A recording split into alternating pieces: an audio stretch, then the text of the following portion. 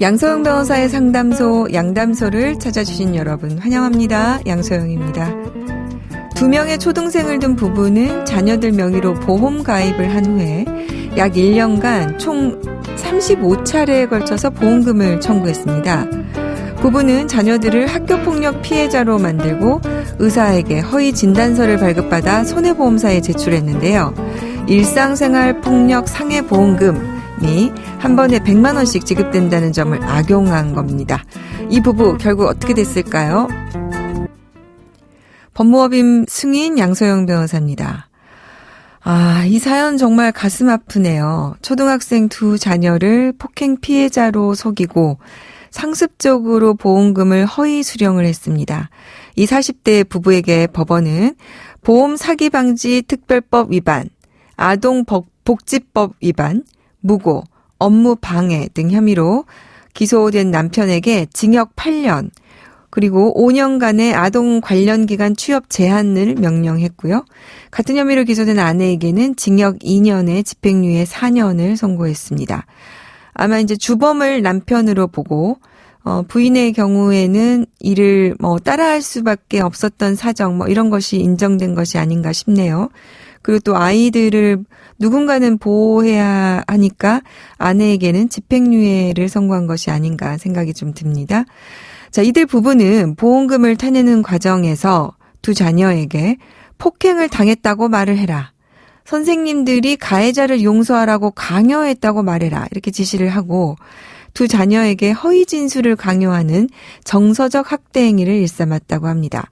이 부분이 이제 아동복지법 위반까지 가게 된 것이죠. 재판부는 피고인 남편은 재판 중에도 수시로 공공기관 등의 민원을 제기했을 뿐만 아니라 현재 보육원에 있는 자녀들을 부추겨서 관련 사건을 거짓으로 꾸민 뒤 신고하도록 종용하기도 했다면서 이를 볼 때 재범 위험성이 극도로 높고 그리고 개선 가능성을 기대하기도 어렵다 이렇게 판시를 했습니다. 네, 이들 부부가 허위 보험금을 청구해서 받은 금액이 총 3,300만 원이었다고 합니다. 그 금액의 과다를 떠나서 이걸 하기 위해서 어린 아이들에게 이렇게 거짓말을 시키고, 허위 진술을 시키고, 여기에 가담시키는 했다는 것 자체가 정말 학대 행위죠. 아이의 인생이 더 중요했을까요? 이 돈이 더 중요했을까요? 가슴 아픈 사건인데요. 자, 이런 일 절대 일어나지 않아야 될 것 같습니다. 그리고 이 아이들이 이러한 정서적 학대 행위로부터 상처가 치유되기를 기도해 봅니다.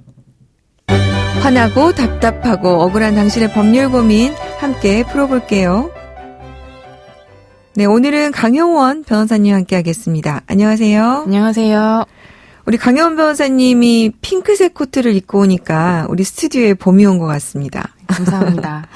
자, 양담소 홈페이지에 청취자분이 직접 올린 사연 만나보고 자세한 얘기 들어볼게요.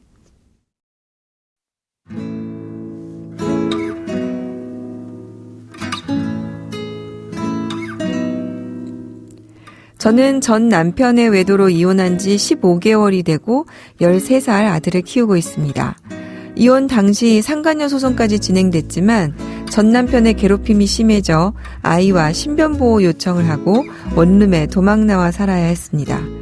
당시 저는 충격으로 정신과 상담을 받았고 더는 버틸 힘이 없어 양육권과 친권은 제가 갖고 대신 상간녀 소송은 취하하는 조건으로 화해 결정문이라는 합의를 진행을 해서 이혼이 성립되었는데요. 이후 여러 사건들로 다시 이혼 소송을 하게 되었습니다. 문제는 전 남편의 외도를 아이가 알게 되었다는 겁니다. 심지어 외도가 들켰을 때 전 남편은 아이에게 네 엄마 때문에 바람을 핀 거고 너 때문에 엄마가 힘든 거라면서 아이와 저에게 책임이 있음을 강조했습니다. 이 일로 아이는 상당한 배신감과 충격을 받고 전 남편을 거부하는 상태가 지금까지 이어지고 있습니다. 소송 중 싫다는 아이를 달래서 전 남편을 몇 번 만나고 왔는데 아이를 만날 때마다 니네 엄마는 바보다 이런 얘기로 아이를 힘들게 했습니다. 전 남편은 아이가 자신을 거부하는 게 제 탓이라며 계속 협박을 했고 제가 고소를 했는데 협박이 인정돼서 벌금까지 냈습니다. 지난해 11월엔 또 면접교섭 문제로 다투게 됐습니다. 저는 아이가 상담한 내용을 보여주며 아이가 안정될 시간을 달라고 했지만 전 남편은 면접교섭 이행명령을 신청했더군요. 전 서면을 3차례 보냈고 다음 달에 면접 가사조사라는 걸 기다리는 상황입니다. 상담 내용은 아이가 아빠 행동에 배신감을 느끼고 아빠를 만나면 기억하고 싶지 않은 기억이 계속 떠올라 상담조차 거부하는 상태라는 내용입니다. 아이는 아빠라는 말조차 꺼내지도 못하게 합니다. 사춘기도 온 상태인데 전 남편 말대로 강제로라도 아이가 면접교섭을 해야 하나요? 전 증거와 서면이 충분히 제출됐다고 생각합니다. 결국엔 아이 진술서 같은 것도 냈고요. 제가 할 수 있는 것이 무엇일까요?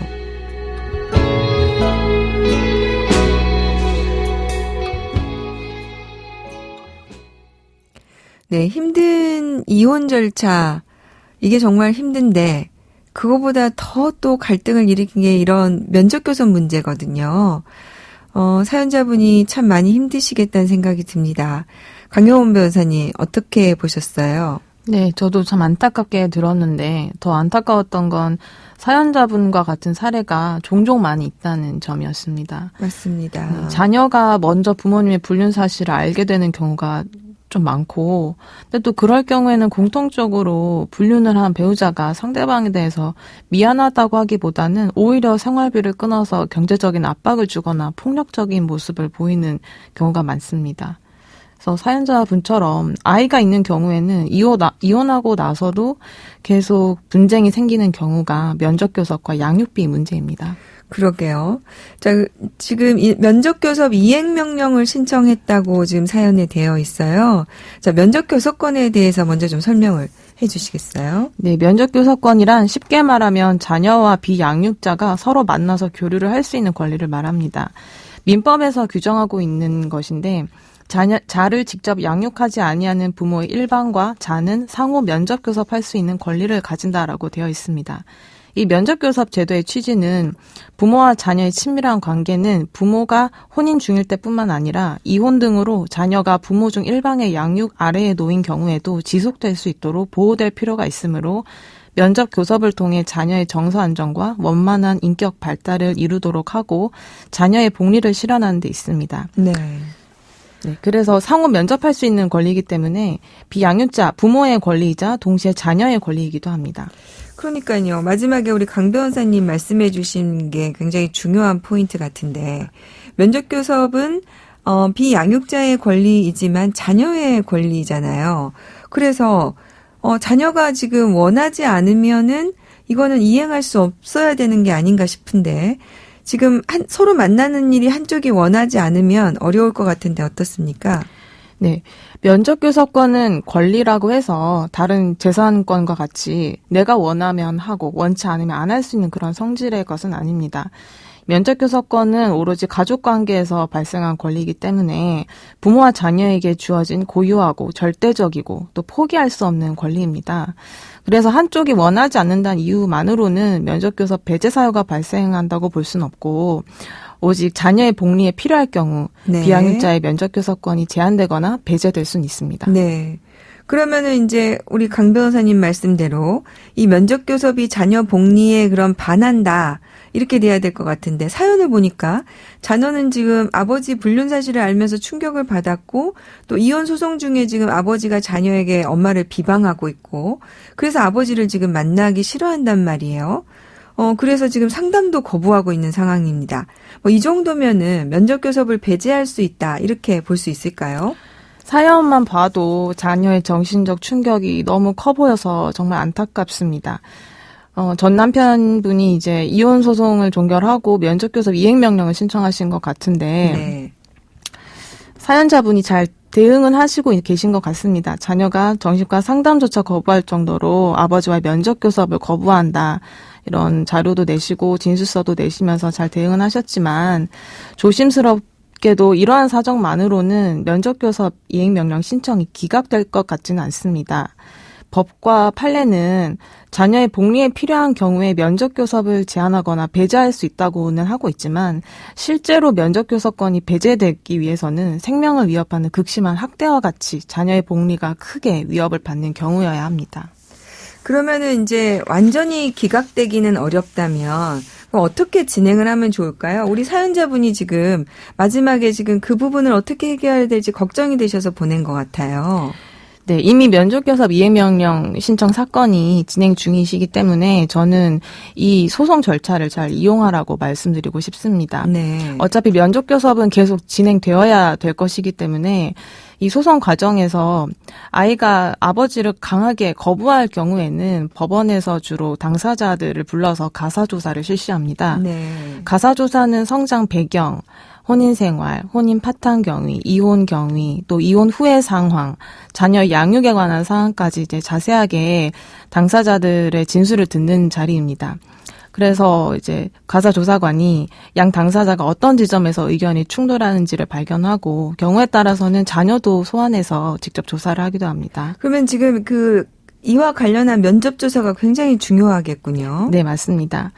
그래서 사연자분이 이제 면접 조사를 앞두고 계시다고 하니까 현재 어려운 사정을 잘 말씀하시고 네. 또 무조건 면접 교섭을 안 해야 된다는 말씀보다는 어떻게 협조할 수 있는지 이런 방법에 대해서 말씀해 주시는 것이 좋습니다. 조금 단계적으로 한다 이런 좀 아이디어를 마련해야 될 것 같네요. 네, 법원도 자녀의 의사를 매우 존중하기 때문에 면접 교섭에 필요한 자녀의 건강과 또 의사를 존중해서 무리하게 면접 교섭을 이행하도록 권하진 않습니다. 네. 시간을 두고 천천히 조금씩 면접 교섭 시간과 횟수 방법을 늘려가는 방향으로 유도하고 있습니다. 네. 그래서 사연자분도 법원의 이러한 입장을 좀 고려하셔서 임하셨으면 좋겠습니다.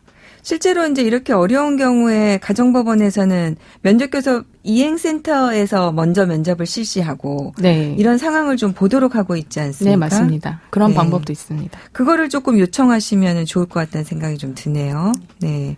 그리고 우리 강 변호사님이 마저 말씀 주신 것처럼 우선 그러면 정해야 한다면 이행센터를 이용해서 하고 횟수나 이런 부분에 대해서 천천히 조율이 되도록 이런 분을 적극적으로 의견을 진술하시면 좋을 것 같고요. 아이도 본인이 직접 나서서 본인의 상태에 대해서 호소를 하는 것도 좀 도움이 되지 않을까 그런 생각이 드는군요. 오늘 강혜원 변호사님 도움 말씀 감사합니다. 감사합니다. 양소영 변호사의 상담소 양담소는 내일 또 문을 엽니다. 끝곡 잭슨 5의 I'll Be There 들려드릴게요. 양소영이었습니다.